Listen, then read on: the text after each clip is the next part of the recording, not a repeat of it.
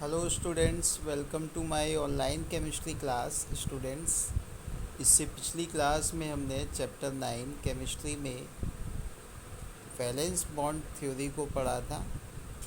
आज की क्लास में हम लोग वहाँ से आगे जो है कंटिन्यू करेंगे, जिसमें आज हम पढ़ने वाले हैं drawbacks of valence bond theory. Valence bond theory की क्या क्या खामियां थी, उनकी जो कमियां थी, उनके बारे में हम लोग आज की क्लास में यहाँ पर डिस्कस करते हैं। तो पहला जो है इनका ड्रॉबैक्स क्या था। पहला ड्रॉबैक ये था कि ये जो है वैलेंस बॉन्ड थ्योरी आपकी कोऑर्डिनेशन कंपाउंड का कलर डिफाइन नहीं कर पाती थी। इससे हम लोग कोऑर्डिनेशन कंपाउंड का कलर नहीं बता सकते। इसके अलावा वैलेंस बॉन्ड थ्योरी से हम लोग मैग्नेटिक बिहेवियर के बारे में भी अच्छे से एक्सप्लेन नहीं कर सकते हैं कोऑर्डिनेशन कंपाउंड के। साथ ही साथ इट डज़ नॉट एक्सप्लेन, ये भी नहीं बता पाती है कि एक ही तरह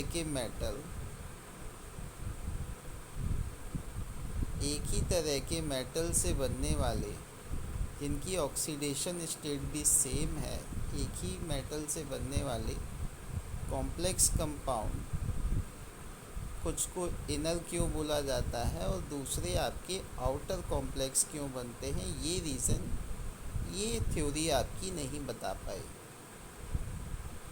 और जो आपकी कोऑर्डिनेशन कंपाउंड है, जिनका कोऑर्डिनेशन नंबर 4 है, उनकी ज्योमेट्री को भी ये अच्छे से यानी करेक्टली डिफाइन नहीं कर पाता।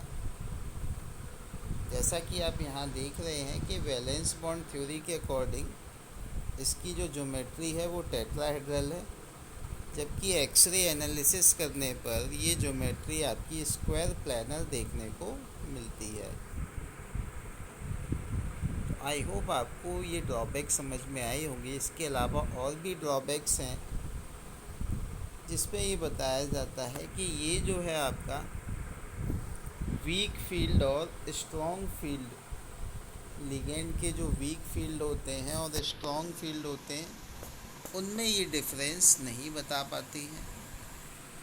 इसके अलावा it can not predict exactly the tetrahedral and square planar structure of. तो ये चीज़ हम ऑलरेडी डिस्कस कर चुके हैं। चलते हैं नेक्स्ट स्लाइड पर। अब हम लोग पढ़ने वाले हैं stability of coordination compound. Coordination compound की स्टेबिलिटी के बारे में अब हम यहाँ पर पढ़ने वाले हैं। स्टेबिलिटी का मतलब है कि कोऑर्डिनेशन कंपाउंड आपका कितना स्टेबल है। तो स्टेबिलिटी का पता लगाने के लिए हम लोग क्या निकालते हैं, thermodynamic equilibrium constant find out करते हैं, जिससे हम ये अंदाज़ा लगाते हैं कि हमारा कोऑर्डिनेशन कंपाउंड कितना स्टेबल आता है। तो ये जो स्टेबिलिटी है वो डिपेंड करती है इनके बीच में जो इंटरेक्शन होता है आपका सेंट्रल मेटल और लिगेंड के बीच में। अगर इंटरेक्शन स्ट्रॉन्ग है तो क्या होगा, स्टेबिलिटी भी ज़्यादा होगी। इंटरेक्शन अच्छा अगर मज़बूत है, इनके बीच में बॉन्डिंग मज़बूत है, तो स्टेबिलिटी भी इनकी क्या होगी, स्ट्रॉन्ग होगी। इसके अलावा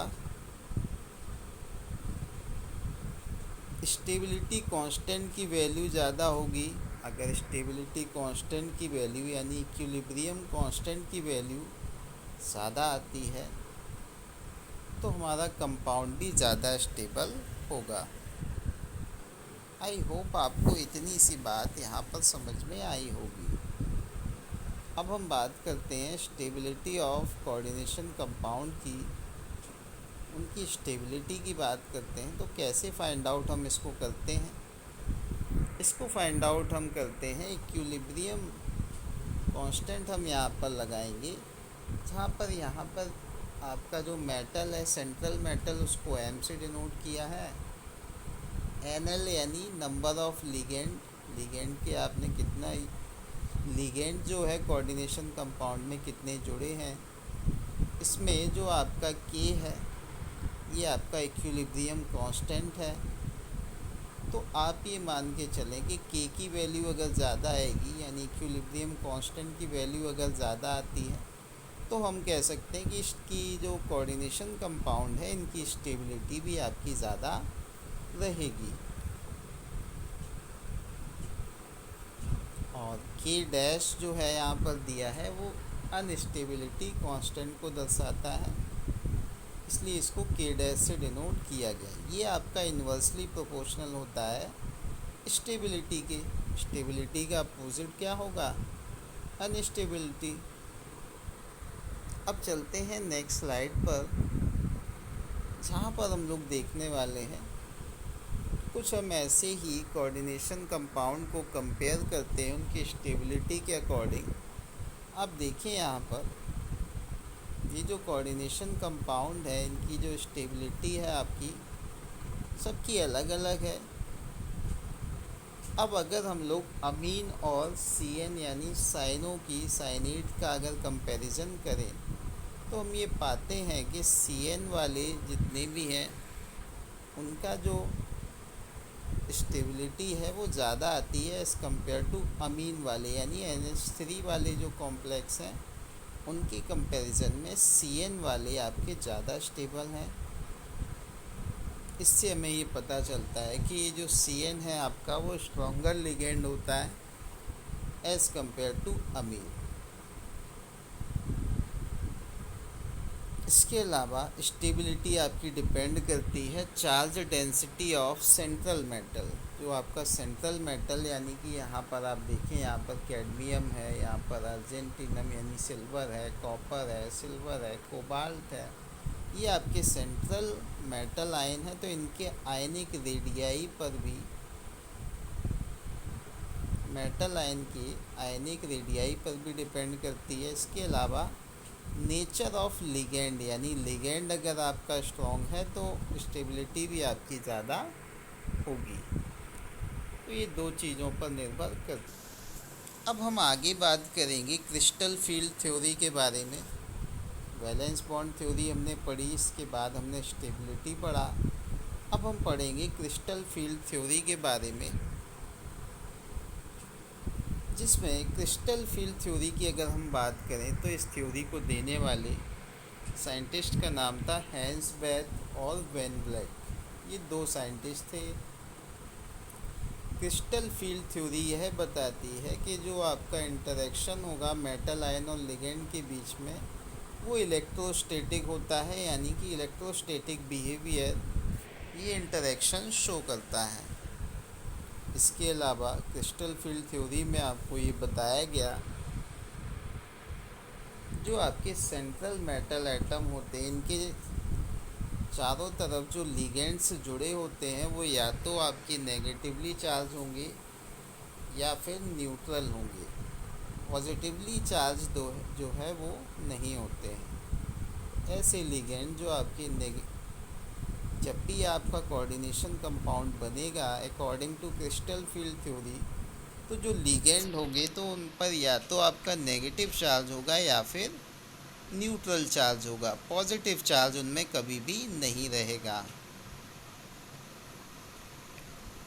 आई होप आपको ये चीज़ें समझ में आई होंगी।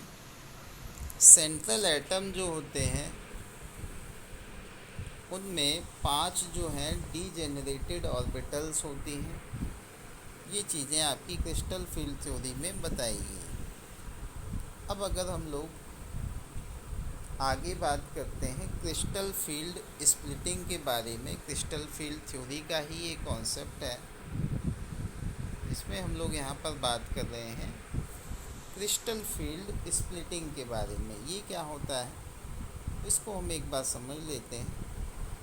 जब भी लिगेंड जो है मेटल आयंस के पास आते हैं तो रिपल्सिव फोर्स की वजह से जो डीजेनरेसी होती है ऑर्बिटल्स की, जो 5 ऑर्बिटल्स होती हैं वो डिस्ट्रॉय हो जाती है और वो जो है 2 टुकड़ों में बढ़ जाती हैं। एक आपका ये एनर्जी लेवल है T2G और दूसरा एनर्जी लेवल है EG। इसी इफ़ेक्ट को, यानी कि रिपल्सिव फोर्स की वजह से इस डीजेनरेशन का स्प्लिट होने की जो प्रोसेस है यही आपकी कहलाती है crystal field splitting. I hope आपको समझ में आया होगा।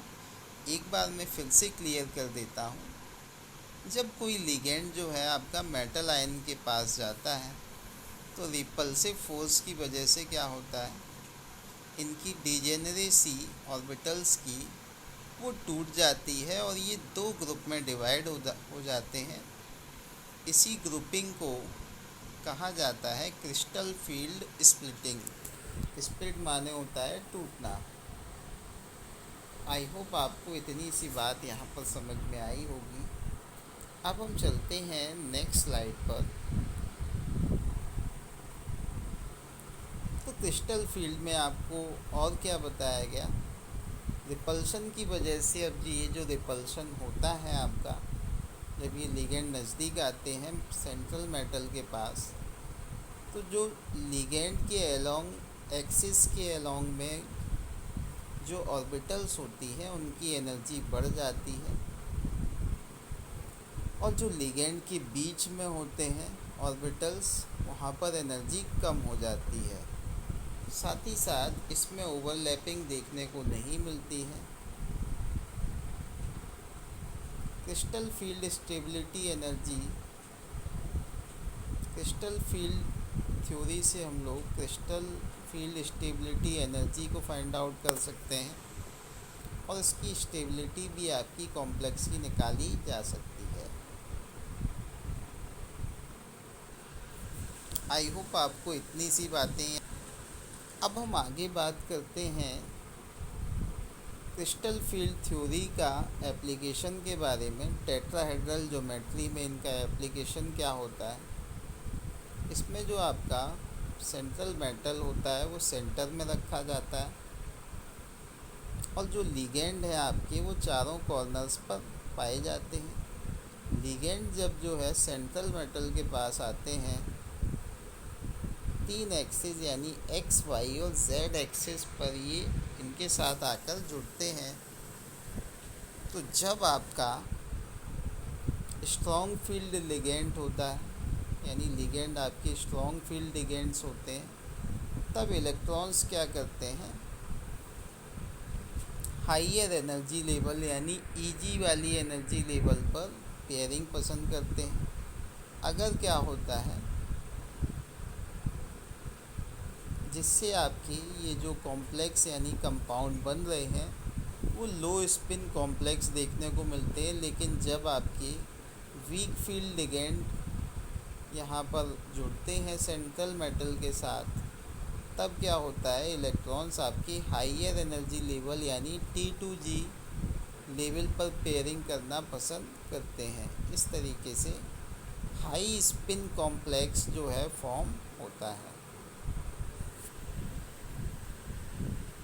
आई होप आपको इतनी सी बात यहाँ पर समझ में आई होगी। अब हम बात कर लेते हैं क्रिस्टल फील्ड थ्योरी का एप्लीकेशन की ऑक्टाहेड्रल के केस में। ऑक्टाहेड्रल में क्या होता है कि आपका सेंट्रल मेटल 6 लिगेंड से घिरा हुआ होता है। ये जो आपकी लिगेंड है ऑक्टाहेड्रल की 6 वर्टिसेस में क्या होते हैं, इसको चारों तरफ से इस ऑक्टाहेड्रल ज्योमेट्री में घेर लेते हैं। अब क्या होगा, ये जो 5d ऑर्बिटल्स हैं वो डिजेनरेसी को लूज़ करती हैं और 2 एनर्जी ग्रुप में बढ़ जाती हैं। अब इसमें क्या होगा, जो T2G ग्रुप है उसकी एनर्जी कम होती है, जबकि Eg ग्रुप की एनर्जी ज़्यादा होती है।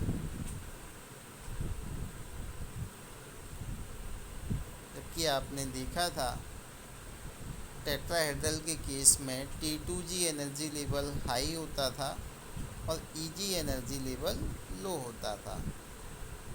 आई होप आपको इतनी सी बात यहाँ पर समझ में आई होगी।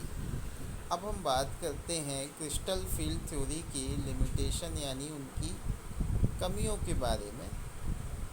तो इसके बारे में अगर बात की जाए तो ये जो है S और P ऑर्बिटल्स को एक्सप्लेन नहीं कर पाती हैं, पाई बॉन्डिंग को भी ये एक्सप्लेन नहीं कर पाए, इसके अलावा लिगेंड के पार्टली कोवेलेंट नेचर के बारे में भी इस थ्योरी में कुछ भी नहीं बताया गया।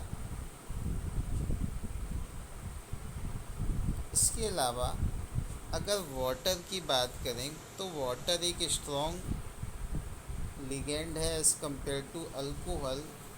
ये चीज़ भी आपकी इस क्रिस्टल फील्ड थ्योरी में नहीं बताई गई। आई होप आपको इतनी सी चीज़ें यहाँ पर समझ में आई होंगी। अब हम इस क्लास को यहीं पर ख़त्म करते हैं। मिलेंगे आपसे नेक्स्ट क्लास में, जहाँ पर आगे के टॉपिक इस चैप्टर के हम लोग कंप्लीट करेंगे। तब तक के लिए thank you, have a nice day.